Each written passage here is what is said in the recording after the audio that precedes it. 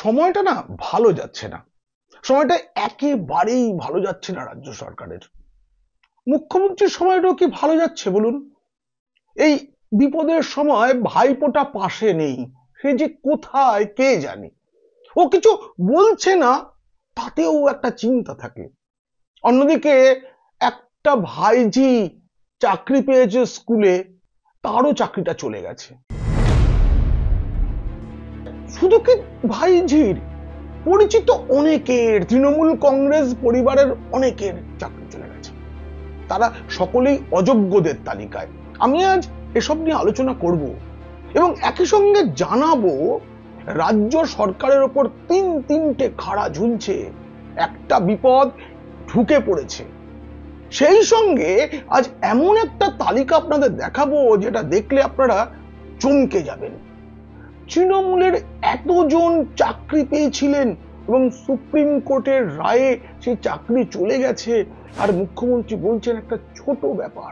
আমি এই গোটা বিষয়টা আলোচনা করব, কিন্তু সেই সঙ্গে যখন তালিকাটা পড়বো না, কষ্ট হতে পারে। তবে যদি ভালো লাগে বিশ্লেষণ, তবে সাবস্ক্রাইব করবেন। পিনাকি বলছে। আর সেই সঙ্গে আপনাদেরকেও জিজ্ঞেস করি, দেখুন সেই লন্ডন সফর থেকে শুরু করে এখনো পর্যন্ত সময়টা সত্যি কি ভালো যাচ্ছে? আপনারা কি মনে করেন? লিখুন কমেন্ট বক্সে। দেখুন, সবাই বলে তৃণমূল একটা পরিবারের দল, প্রাইভেট লিমিটেড কোম্পানিও বলেন কেউ কেউ। কিন্তু এই যে বন্দ্যোপাধ্যায় পরিবার, তাদের সকলেই, কেউ কাউন্সিলর, কেউ সাংসদ, কেউ মুখ্যমন্ত্রী তো আছেন ইত্যাদি, ওই খেলার জগতেও। কিন্তু এর বাইরেও তৃণমূল কংগ্রেস মানে তো একটা পরিবার। সবাই 26,000 জনের চাকরি গেছে বলে কান্নাকাটি করছেন, কিন্তু তৃণমূল বুকের ওপর পাথর নিয়ে বসে আছে জানেন। আপনাদের সেই তালিকাটা আমি দেব, আমি সব কাগজপত্র নিয়ে বসেছি, তালিকাটা নিয়ে বসেছি। তার আগে আপনাদের একটা হিসেব শোনাতে হবে। এই যে এসএসসির মোট নিয়োগপত্র ছিল 25,844টি, কিন্তু সবাই তো আর চাকরি পেলে চাকরিতে যোগ দেয় না। তারা অনেকেই আগে থাকতে অন্য ভালো চাকরি করছিলেন, তারা আসেননি, যোগ দিয়েছিলেন। মানে মোট নিয়োগ হয়েছিল 25,753 জনের। এর মধ্যে যদি ক্যান্সার আক্রান্ত সোমা দাসকে সুপ্রিম কোর্ট ছাড় দিয়েছে চাকরি বাতিল থেকে, তাকে বাদ দেওয়া হয়, মোট চাকরি বাতিল হয়েছে 25,752টি। এবার দেখুন, এই যে সর্বমোট চাকরি যে বাতিল হয়েছে, তার মধ্যে আবার এই যারা অযোগ্য, এই অযোগ্য কিন্তু এক রকমের অযোগ্য নয়, 3 রকমের অযোগ্য আছে। ক, যারা ওএমআর শিট কারচুপি করেছেন বা র্যাঙ্ক জাম্প করে চাকরি পেয়েছেন, তারা আছেন, তাদের সংখ্যা 4,327। এরপরে আছে এসএসসির সুপারিশ ছাড়াই তারা যোগ দিয়ে দিয়েছেন স্কুলে। এটা একটা অবাক কাণ্ড। এসএসসি সুপারিশ করেনি, কিন্তু তারা স্কুলে যোগ দিয়ে দিয়েছেন, এদের সংখ্যা 2,823। এছাড়া আছে প্যানেলের মেয়াদ শেষ হয়ে গেছে তারপরেও চাকরি পেয়েছেন, এরকম হচ্ছেন 1,174 জন। তাহলে মোট হলো 8,324 জন যারা অযোগ্য বলে বিবেচিত। এদেরকে ওই বেতন ফেরত দিতে হবে 12% সুদ ইত্যাদি।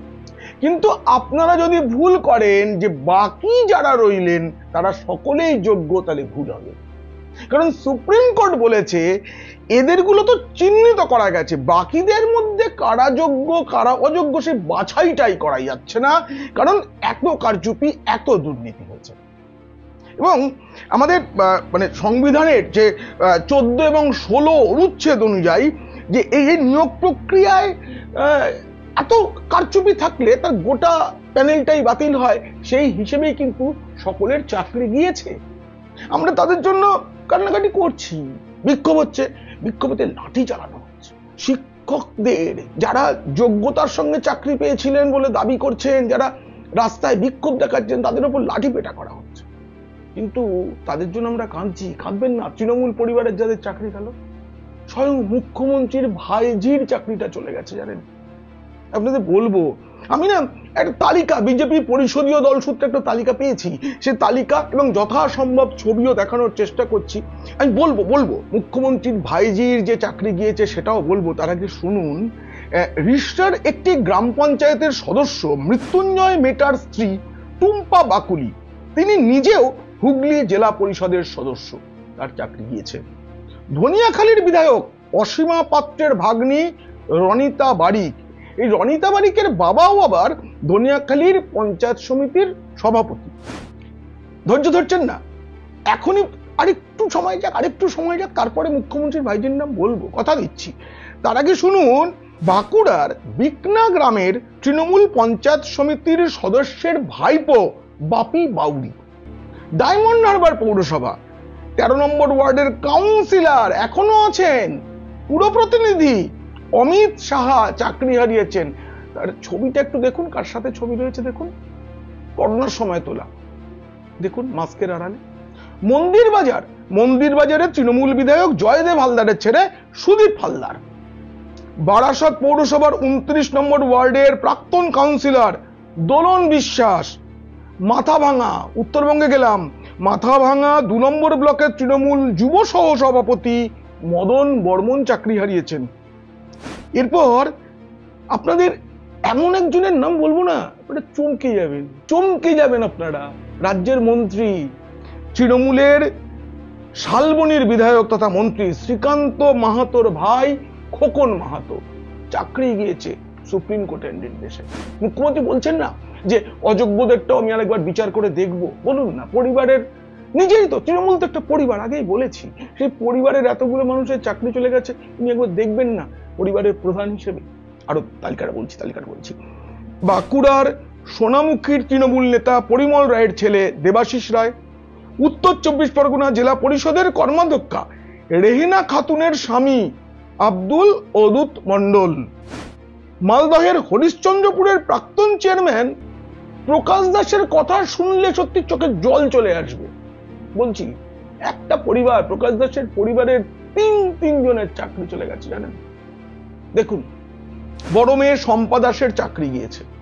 শুনলে কষ্ট পাবেন যে প্রকাশ দাসের ছোট জামাই বিপ্লব দাসেরও চাকরি গিয়েছে।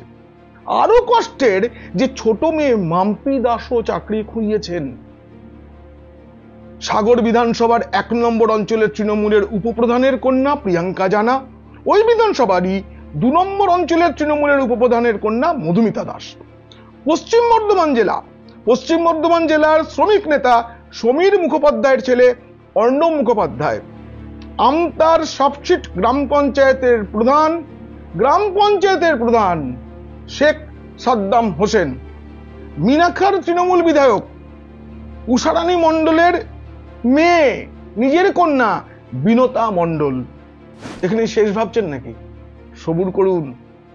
চোপড়ার বিধায়ক হামিদুল রহমানের মেয়ে রোশনারা বেগম। তালিকা না আরো লম্বা।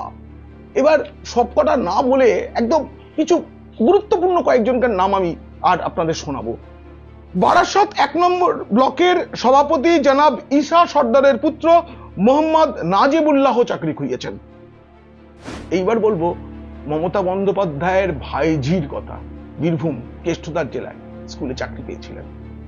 দেখুন, বৃষ্টি মুখোপাধ্যায়, মুখ্যমন্ত্রী মমতা বন্দ্যোপাধ্যায়ের মামাতো ভাই তথা তৃণমূল নেতা নিহার মুখোপাধ্যায়ের কন্যা।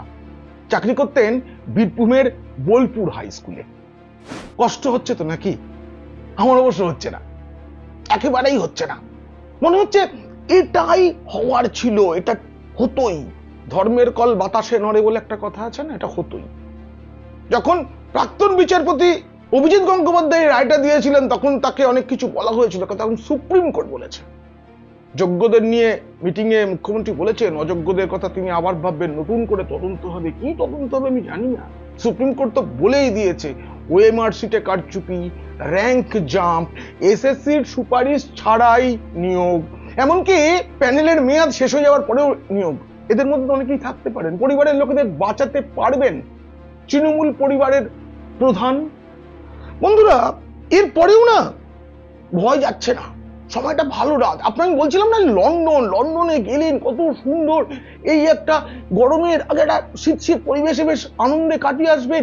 ওখানে গিয়ে কাটা গায়ে নুনের ছিটে পড়লো, আরজি করে ঘটনা উঠে এলো, ওখানে যাদবপুরের ঘটনা উঠে এলো, বাংলায় হিন্দুদের ওপর অত্যাচারের কথা উঠে এলো। সব কিছু দিয়ে নাজেহাল হয়ে আসতে হলো মুখ্যমন্ত্রীকে। ওনার শরীরটাও খুব যে ভালো তা নয়। আমি ওই লন্ডন থেকে ফেরার সময় যখন উনি বিমানবন্দর থেকে যখন হেঁটে বেরোচ্ছেন তখন দেখেছি, আবার সেদিন মঞ্চেও দেখলাম কিছুটা খুঁড়িয়ে হাঁটছেন, পায়ের পুরনো ব্যথাটা মনে হচ্ছে বেড়েছে। এর মধ্যে সময়টা সত্যি ভালো যাচ্ছে না।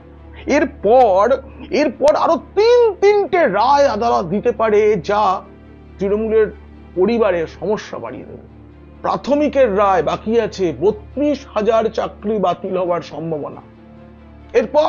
এরপর আছে ওবিসি মামলার রায়, 12 লক্ষ ওবিসি সার্টিফিকেট বাতিল আগেই ঘোষণা করেছে কলকাতা হাইকোর্ট। এবার সুপ্রিম কোর্ট তার পরবর্তী শুনানি জুলাই মাসের পরে হবে, তখন কি রায় বেরোবে। এবং রাজ্য সরকার সমীক্ষা শুরু করেছে, যে সমীক্ষায় কারা থাকবে কারা বাদ যাবে, কঠিন চিন্তা। ইতিমধ্যেই কেন্দ্রীয় সরকার লোকসভায় রাজ্যসভায় ওয়াকফ সংশোধনী বিল পাশ করিয়ে নিয়েছে। আর ওবিসি সার্টিফিকেট বেশিরভাগটাই সংখ্যালঘুদের, কি করে ঘর রক্ষা হবে, কি করে গড় রক্ষা হবে তৃণমূলের। এরপর ডিএ মামলার রায়, সেই রায়ে কি হবে, প্রাথমিকের মামলার রায়, ওবিসি মামলার রায় কি হবে জানা নেই। তবে সময়টা ভালো যাচ্ছে না, রাজ্য সরকারের নয়, মুখ্যমন্ত্রী মমতা বন্দ্যোপাধ্যায়েরও মনে হয় নয়। আলোচনা যদি ভালো লাগে, তৃণমূলের চাকরি খোয়ানোদের তালিকা যদি শোনার পর ঘেন্না লাগে, তবে এই ভিডিও শেয়ার করুন বন্ধুদের, শত্রুদেরও। ভালো থাকবেন।